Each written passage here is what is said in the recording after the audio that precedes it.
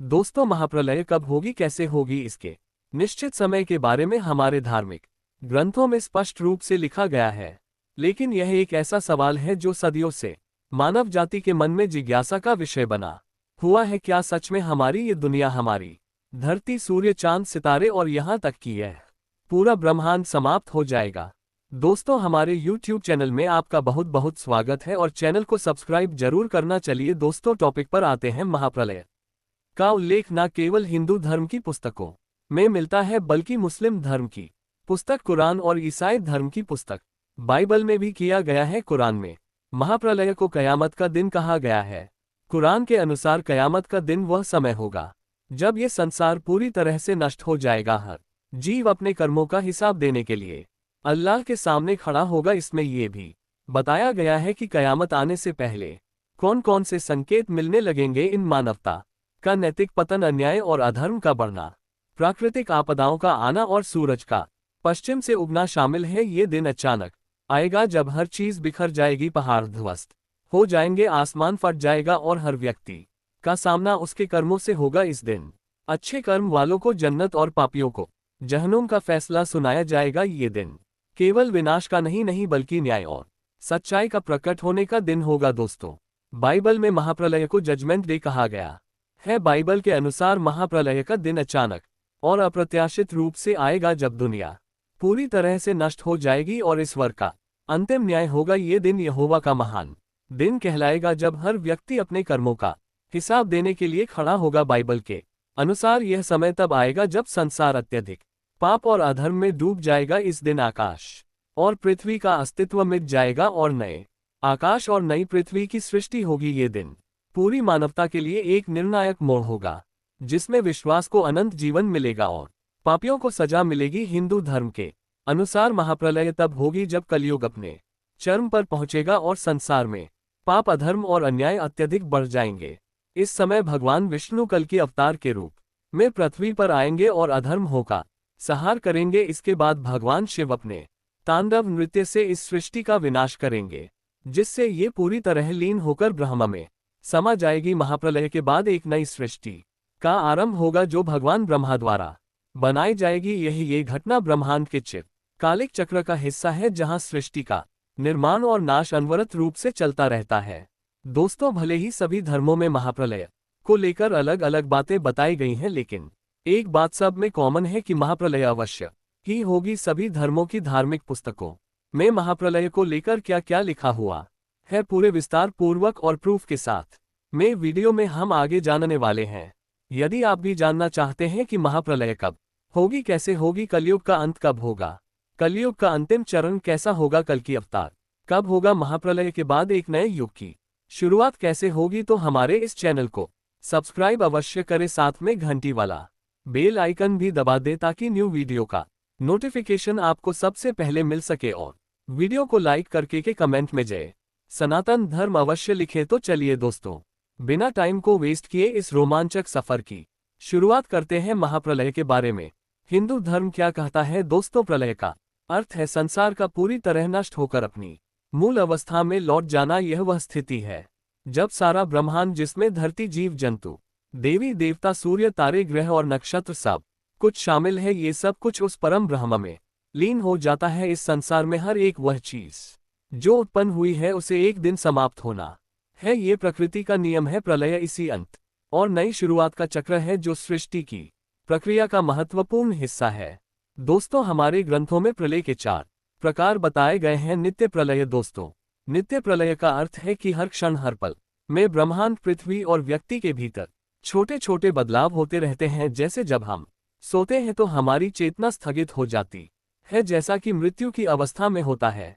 सुबह जागने पर हमारी चेतना पुनः जीवन की ओर लौट आती है। ये छोटे स्तर पर नित्य प्रलय का अनुभव है, जहां हर रात की नींद एक तरह से मृत्यु का अनुभव और हर सुबह का जागरण पुनः जन्म जैसा होता है। नित्य प्रलय का एक और उदाहरण प्राकृतिक आपदाएं हैं, जैसे बाढ़, भूकंप, तूफान या अन्य प्राकृतिक घटनाएं। जब बाढ़ आती है तो यह पानी के रूप में एक विनाशकारी बदलाव लाती है, जो पुराने संसाधनों को बहाकर नए जीवन की प्रक्रिया की शुरुआत करती है। इसी तरह भूकंप या तूफान भी प्रकृति के अंदर चल रही शक्ति और ऊर्जा के बड़े रूपों को दर्शाते हैं जो सृष्टि के निरंतर परिवर्तन और संतुलन को बनाए रखते हैं। दोस्तों, नित्य प्रलय का एक अन्य उदाहरण ऋतुओं का परिवर्तन भी है। प्रत्येक ऋतु में जैसे गर्मी से ठंडी फिर वर्षा का समय आता है, ये भी एक प्रलय की तरह होता है, क्योंकि एक ऋतु का अंत और दूसरी का आगमन होता है। दोस्तों, हर व्यक्ति के भीतर भी नित्य प्रलय चलता रहता है। यह मानसिक और भावनात्मक स्तर पर होता है, जैसे हम हर दिन अपने विचारों और भावनाओं के साथ संघर्ष करते रहते हैं। कुछ पुरानी चिंताएं और डर समाप्त होते हैं और नए विचार जन्म लेते हैं। यह मानसिक मृत्यु और जन्म का एक चक्र है। जैसे किसी व्यक्ति का जब एक मुश्किल समय से सामना होता है तो वह मानसिक रूप से टूट सकता है, लेकिन समय के साथ वह उसे पार कर नए विचारों और दृष्टिकोणों के साथ उभरता है। यह मानसिक प्रलय है जहां पुराने विचारों का अंत होता है और नए विचारों का जन्म होता है। दोस्तों, यही सब कुछ नित्य प्रलय है। दूसरा है आत्यंतिक प्रलय। आत्यंतिक प्रलय का अर्थ है वह स्थिति जब व्यक्ति पूरी तरह से आत्मज्ञान प्राप्त करके ब्रह्म यानी ईश्वर में विलीन हो जाता है और सृष्टि के जन्म मृत्यु के चक्र से बाहर निकल जाता है। यह उस अवस्था को कहते हैं जब आत्मा या जीवन का चक्र पूरी तरह से समाप्त हो जाता है और वह परम सत्य या ब्रह्म में समाहित हो जाता है। इस स्थिति में व्यक्ति को अब जन्म मृत्यु की कोई चिंता नहीं रहती है, क्योंकि वह मोक्ष को प्राप्त कर चुका होता है। जैसे योगी और साधक अपने ध्यान साधना और ज्ञान से ब्रह्म को समझते हैं और अंततः उस परम सत्य में विलीन हो जाते हैं। जैसे एक नदी समुद्र में मिलकर अपनी पहचान खो देती है, वैसे ही आत्मा ब्रह्म में समाहित हो जाती है। दोस्तों, आमतौर पर हम सभी सृष्टि के चक्र में बंधे होते हैं, यानी जन्म लेना, जीना और फिर मरना। ये चक्र लगातार चलते रहता है, लेकिन जब कोई व्यक्ति आत्यंतिक प्रलय को प्राप्त कर लेता है तो वह इस चक्र से बाहर हो जाता है। उससे फिर कभी जन्म और मृत्यु का सामना नहीं करना पड़ता है। आत्यंतिक प्रलय का उद्देश्य मोक्ष प्राप्त करना है, यानी आत्मा का ब्रह्म से एकीकरण। जब आत्मा पूरी तरह से ब्रह्म में समा जाती है तो वह पुनर्जन्म और मृत्यु के चक्र से मुक्त हो जाती है। यह अवस्था मृत्यु से भी उच्च होती है, क्योंकि यह शाश्वत शांति और मुक्ति का अनुभव है। तीसरा है नमतीयाली। वह प्रलय है जो कल्प के अंत में होता है, जब ब्रह्मा जी का एक दिन समाप्त हो जाता है। ये प्रलय तीनों लोकों स्वर्ग, पृथ्वी और पाताल का संपूर्ण विनाश करती है। इसका अर्थ है कि जब ब्रह्मा जी का एक दिन समाप्त होता है तब संपूर्ण ब्रह्मांड का विनाश हो जाता है, और यह सृष्टि का एक चक्रीय भाग है जो हर कल्प के अंत में घटित होता है। अब ब्रह्मा जी का एक दिन मनुष्य के कितने सालों के बराबर होता है, मैं आगे आपको वीडियो में बताऊंगा। दोस्तों, जब इस प्रलय का समय आता है तो आकाश से सूर्य की भयंकर आग बरसने लगती है। यह इतनी तेज और उष्ण होती है कि समस्त जल राशि सूख जाती है। समुद्र, नदियां और झीलें सब सूख जाती हैं और जीवन के लिए जरूरी जल खत्म हो जाता है।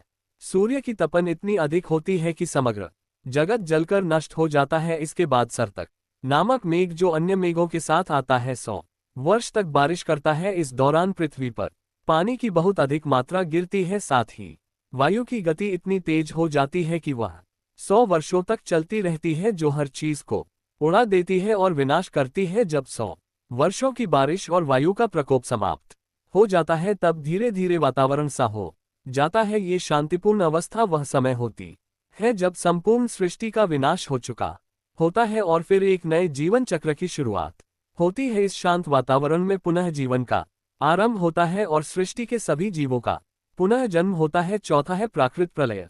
प्राकृत प्रलय को सृष्टि के संपूर्ण और अंतिम विनाश का रूप माना जाता है। ये वह अवस्था है जब ब्रह्मांड का हर एक कण, तीनों लोक, स्वर्ग, पृथ्वी, पाताल और समस्त प्रकृति अपने मूल स्रोत ब्रह्म में समाहित हो जाती है। ये प्रलय वेदांत में सृष्टि का अंतिम और महाप्रलय रूप है, जिसमें सब कुछ समाप्त हो जाता है और केवल अंधकार व शून्यता शेष रह जाती है। प्राकृत प्रलय में ब्रह्मांड के सभी तत्व, धरती, जल, अग्नि, वायु और आकाश अपने अपने मूल में समा जाते हैं। प्रकृति भी ब्रह्म में विलीन हो जाती है। इसका मतलब यह है कि जो भी सृष्टि का निर्माण करता है वह सब कुछ खत्म होकर फिर से उस शून्य अवस्था में लौट जाता है जो सृष्टि के प्रारंभ से पहले था। इस प्रलय के बाद ना कोई ग्रह, ना कोई तारा, ना वायु, ना जल, कुछ भी नहीं होता, केवल अंधकार और शून्यता बसती है। ये वह अवस्था है जब ब्रह्मांड फिर से अपने आदिकाल के रूप में पहुंच जाता है, जहां ना कोई आकार था, ना ही कोई गतिविधि। इस प्रलय में पृथ्वी जल में लीन हो जाती है, जल अग्नि में समा जाता है, अग्नि वायु में लय हो जाती है, वायु आकाश में विलीन हो जाती है, अंततः आकाश महतद में और महतद्व प्रकृति में समाहित हो जाता है। प्रकृति स्वयं ब्रह्म में लीन हो जाती है। इस पूरी प्रक्रिया में सृष्टि का हर हिस्सा, हर कण समाप्त हो जाता है और फिर सब कुछ एक बिंदु में समा जाता है। पुराणों में कहा गया है कि यह प्रलय तब होती है जब ब्रह्मा जी की आयु समाप्त हो जाती है, यानी ब्रह्मा के 100 वर्ष पूरे होते हैं। उस समय संपूर्ण ब्रह्मांड आघात जल राशि में समा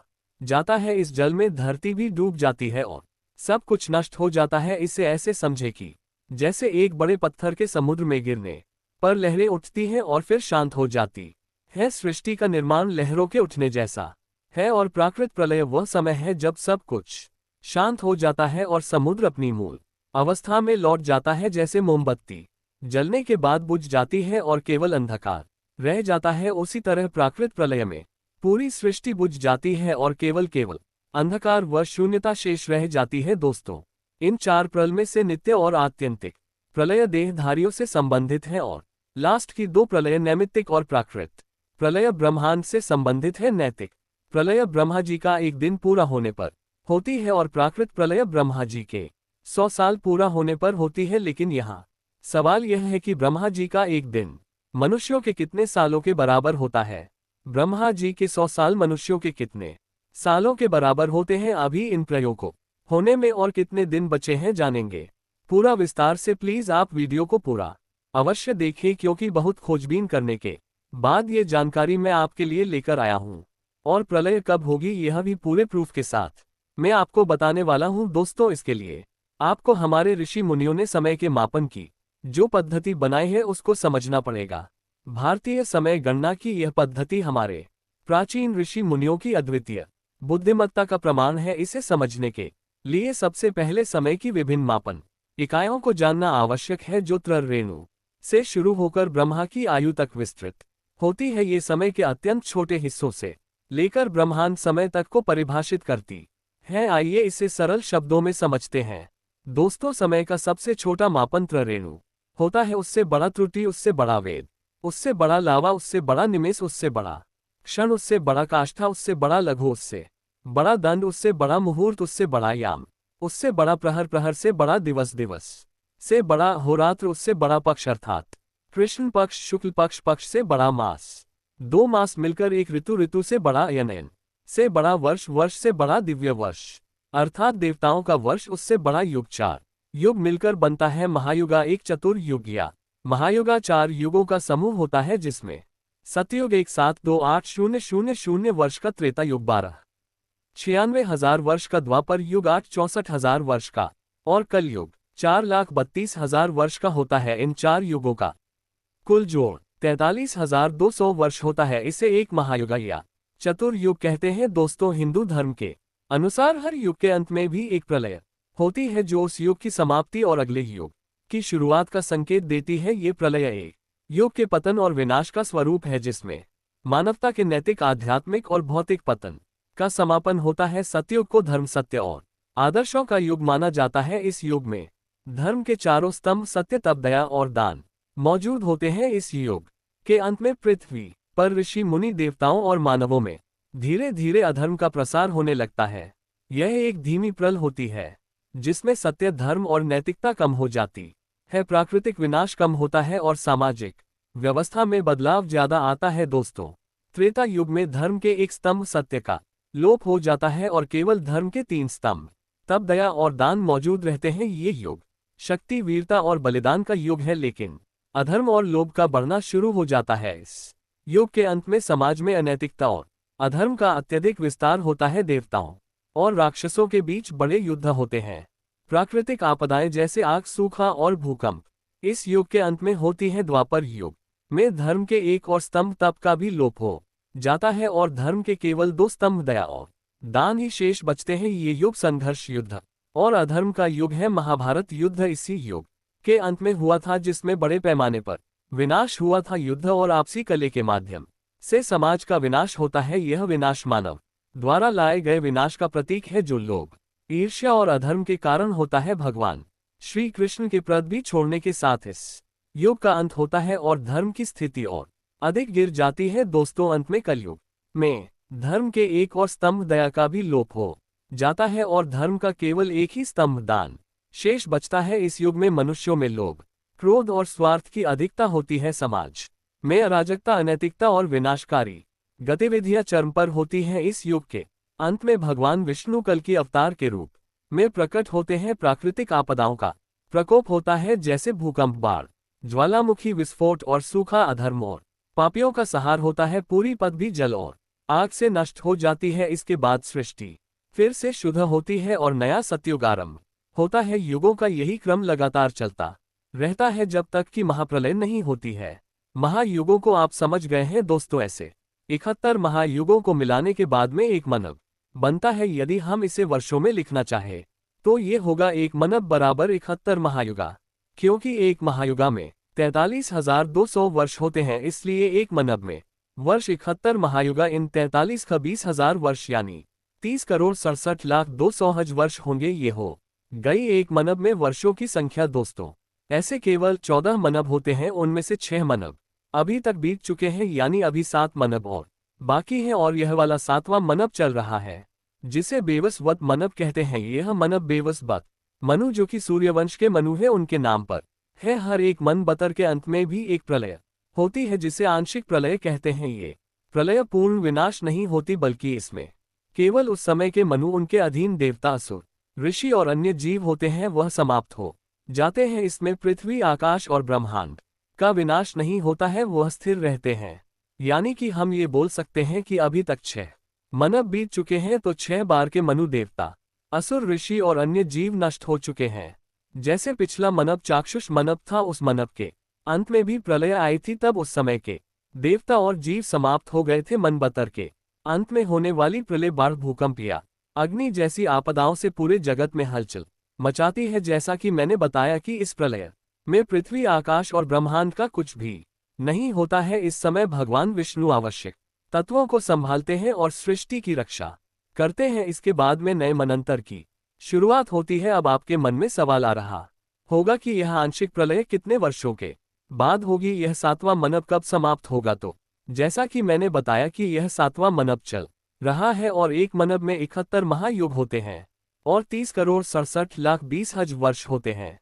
इस 7वें मनब में भी अभी 28वां महायुगा चल रहा है। एक महायुगा में 43,20,000 वर्ष होते हैं, तो इस हिसाब से 27 महायुगा इन 43,200 वर्ष बराबर 11,66,40,000 वर्ष। इसके अलावा 28 मनब के सतयुग के 17,28,000 वर्ष, त्रेता युग के 1,26,000 वर्ष, द्वापर युग के 8,64,000 वर्ष अभी बीत चुके हैं, यानी इनके कुल 4,88,8,000 वर्ष बीत चुके हैं। इसके अलावा वर्तमान में कलयुग का प्रारंभ हो चुका है। कलयुग की शुरुआत लगभग 3102 ईसा पूर्व यानी लगभग 5,122 वर्ष पहले की मानी जाती है, जिसका अर्थ है कि अब तक कलयुग के लगभग 5,125 वर्ष बीत चुके हैं। इन सभी को जोड़ने पर 7वें मनब के कुल वर्ष 12,05,33,125 वर्ष इस मनब में बीत चुके हैं। चलिए अब निकालते हैं इस मनब में बचे हुए वर्षों की संख्या बराबर एक मनब में वर्षों की संख्या माइनस मनब में बीत चुके वर्षों की संख्या, यानी कि 18,06,186,875 वर्ष अभी बाकी है इस मनब को समाप्त होने में। इसके बाद में ही आंशिक प्रलय होगी। लेकिन दोस्तों, यह आंशिक प्रलय के होने का समय है। चलिए अब महाप्रलय होने का समय निकालते हैं और कल्प को समझते हैं कि यह क्या होता है। दोस्तों, एक कल्प 14 मनब और 14 संध्या काल के योग के बराबर होता है। यदि इसे हम कैलकुलेट करेंगे तो इसका मान आएगा 4.32 अरब वर्ष। एक कल्प ब्रह्मा जी का एक दिन होता है, जिसे दिन और रात्रि में विभाजित किया जाता है। ब्रह्मा जी के एक दिन के बाद ब्रह्मांडी रात्रि होती है, जिसमें सब कुछ नष्ट हो जाता है, यानी कल्प के अंत में नैमत प्रलय होती है, जिसके बारे में मैंने पहले ही आपको बता दिया है। इस मान से जब ब्रह्मा जी के 100 वर्ष व्यतीत हो जाए तो इसे एक महाकल्प कहते हैं। इस हिसाब से एक महाकल्प में 31.4 खरब वर्ष होते हैं, जो कि ब्रह्मा जी की आयु है। जब ब्रह्मा जी की आयु समाप्त हो जाती है, तब जाकर इस ब्रह्मांड में महाप्रलय होती है कि प्राकृत प्रलय होती है, जिसके बारे में मैंने पहले ही आपको बता दिया है। तो दोस्तों, अभी भी हमारा सवाल वही है कि महाप्रलय कब होगी। तो सारे गुणा भाग जोड़ घटाव करने के बाद अभी महाप्रलय के होने में इतने वर्ष बाकी हैं। आप पढ़कर मुझे कमेंट करके बताना कि यह कितना लिखा है, देखते हैं आपकी गणित कितनी स्ट्रांग है। दोस्तों, वीडियो पसंद आ रहा हो तो प्लीज वीडियो को लाइक करके एक कमेंट अवश्य करें। चलिए अब इस्लाम धर्म के अनुसार भी थोड़ा सा जान लेते हैं कि महाप्रलय यानी कयामत का दिन कब आएगा। इस्लाम धर्म में कयामत को न केवल एक दिन बल्कि एक ऐसा महाप्रलय माना गया है जब सारा संसार थर्रा उठेगा। ये वह घड़ी होगी जब आसमान फट पड़ेगा, धरती अपनी गहराइयों में छिपे हर राज को उगल देगी, हर आत्मा अपने कर्मों के हिसाब के लिए खड़ी होगी। कुरान और हदीस हमें इस दिन की भयानक का अंदाजा देती है, लेकिन यह कितने वर्ष बाद होगी इसका कोई भी कैलकुलेशन कहीं पर भी नहीं दिया गया है।